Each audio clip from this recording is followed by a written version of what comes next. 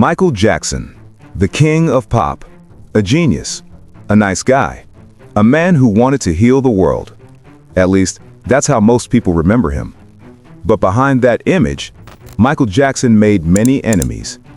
Enemies who mocked and ridiculed him when he was extremely vulnerable. I met Mr. Eminem. I've always admired him, and to have him do something like that was pretty painful as an artist to another artist. And it's sad, but he should be ashamed of himself, what he's doing. Enemies inside his own family. Jermaine is definitely jealous of him.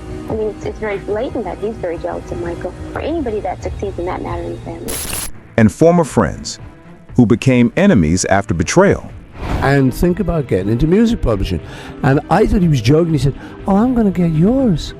Well, I went, "Oh, he slapped him on the back. Good one." You know, I thought that was a joke. So how did the greatest artist of all time end up with all this enemies? Today, we break it all down. In the kingdom of 80s pop, there could only be one king. For Michael Jackson, that throne was his.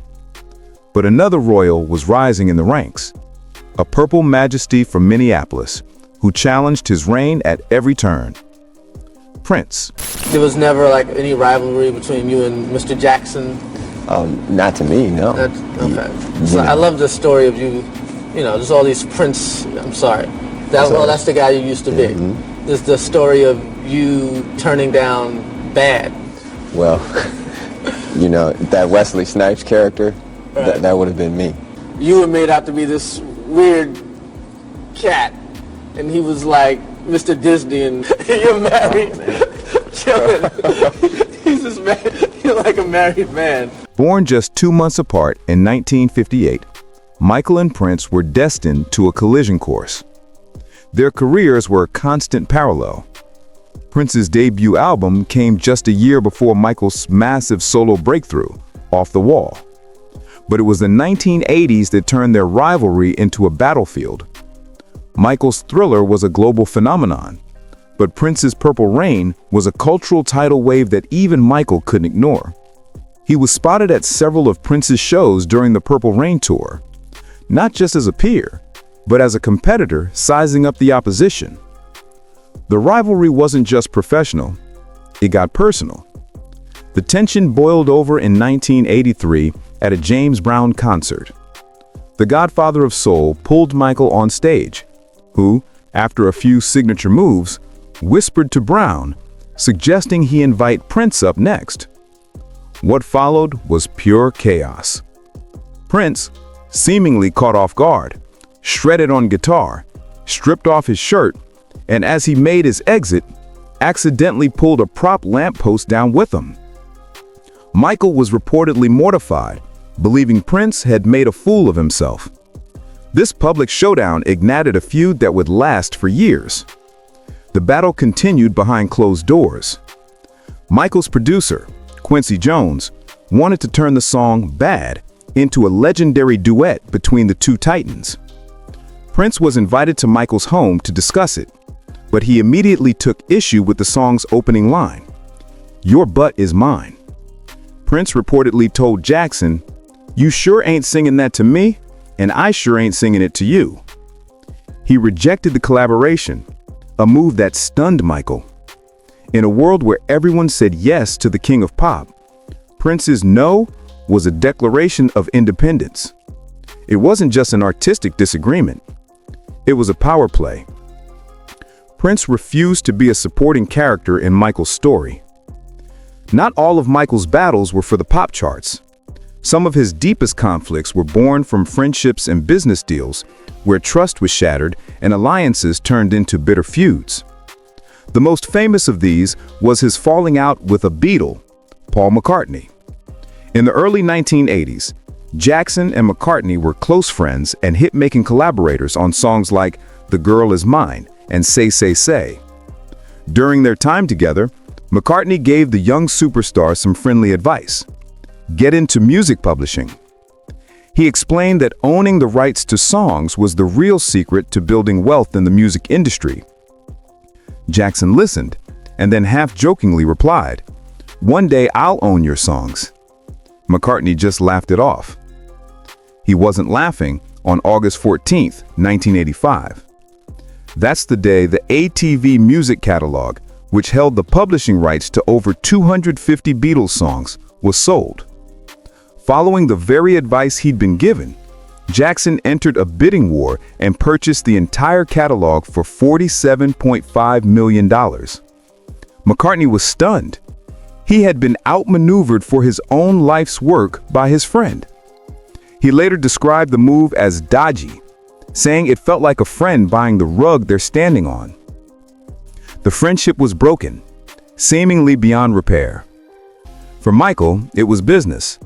For Paul, it was a betrayal that soured their relationship forever. This shrewd business sense would later put Jackson on a collision course with another giant, Sony Music. Jackson had a long, complex history with the company, but by the early 2000s, things had turned toxic. He became convinced that Sony, led by its chairman, Tommy Mottola, was conspiring against him. He believed they were intentionally sabotaging his 2001 album, Invincible, by underpromoting it, hoping the financial pressure would force him to sell his half of the lucrative Sony ATV catalog. In July 2002, Jackson took the fight public. At a rally in Harlem, he stood alongside Reverend Al Sharpton and declared war. He called Tommy Mottola a racist and very, very, very devilish.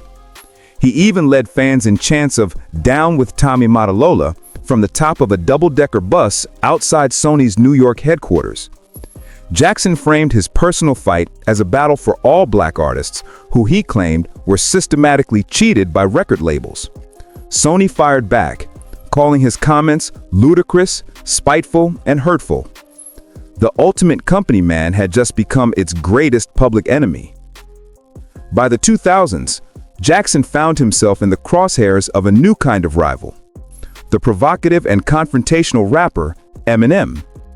In 2004, Eminem released the music video for his single, Just Lose It, which featured a brutal parody of Michael Jackson. The video mocked Jackson's plastic surgery, the infamous 1984 incident where his hair caught on fire during a Pepsi commercial, and, most controversially, the child molestation allegations he was facing at the time. In the video, Eminem, dressed as Jackson, is seen with his prosthetic nose falling off and on a bed with young boys jumping behind him. For a man in the midst of a serious legal battle, this wasn't just a spoof, it was a personal attack. Jackson, who had previously admired Eminem as an artist, was deeply hurt. He called into Steve Harvey's radio show to personally voice his anger, calling the video outrageous and disrespectful, and stating that it was demeaning and insensitive. He felt Eminem had crossed the line, saying, "I've been an artist most of my life, and I've never attacked a fellow artist." The backlash was significant enough that Black Entertainment TV, BET, agreed to pull the video from its rotation. While Eminem's camp was known for controversy, this feud showed how vulnerable Jackson had become to public ridicule, turning a fellow artist into a high-profile antagonist during one of the darkest periods of his life.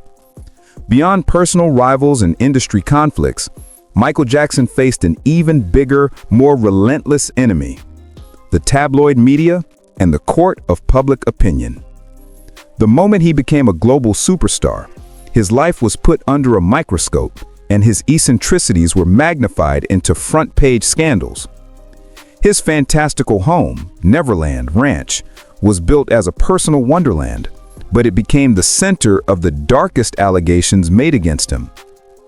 The media narrative shifted dramatically in 1993, when Jackson was first accused of child molestation. He was never charged in that case, but he settled a civil lawsuit for a reported sum between $15 to $24 million.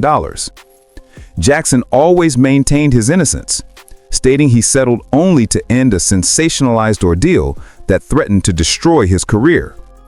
But in the court of public opinion, the settlement was widely seen as an admission of guilt. This fueled a media frenzy that would follow him for the rest of his life. His every move was scrutinized. His appearance was relentlessly mocked, and his personal life was treated as public property. The war with the media reached its peak during his 2005 trial on new child molestation charges. Although he was acquitted of all charges, the damage to his reputation was immense. After the 2003 police raid on Neverland, he felt the property had been violated and vowed never to return, stating it no longer felt like a safe home. The ranch, once his sanctuary, fell into disrepair. In 2008, he handed the title over to Colony Capital, which held the loan on the property. After his death, the ranch lingered on the market. It was first listed for $100 million in 2015, but its value had plummeted. It eventually sold in late 2020 to billionaire Ron Burkle for a mere $22 million. A sad final symbol of how the court of public opinion had tarnished his dream world. Michael Jackson's life was a maze of contradictions, and these battles are a huge part of his story. What do you think? Were these feuds an unavoidable consequence of his genius and fame, or could they have been prevented? Let me know your thoughts in the comments. And if you want more untold stories of music's biggest icons, make sure you like this and subscribe.